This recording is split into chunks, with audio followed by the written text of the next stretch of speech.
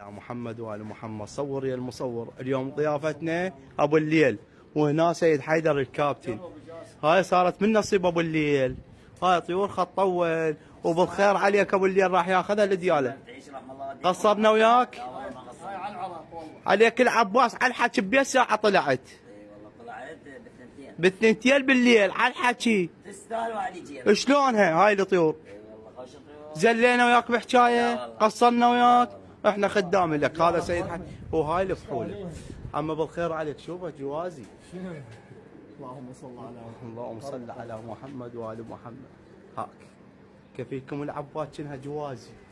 هاي خط طول عمي وطق بيض وفتحها، والجو اظلم من هزمت. هاي الجو اظلم. كفيكم العباس. الطيور احنا نشتغل بس بالطير النظيف الدرجه اولى. شوفوا، شوف هذا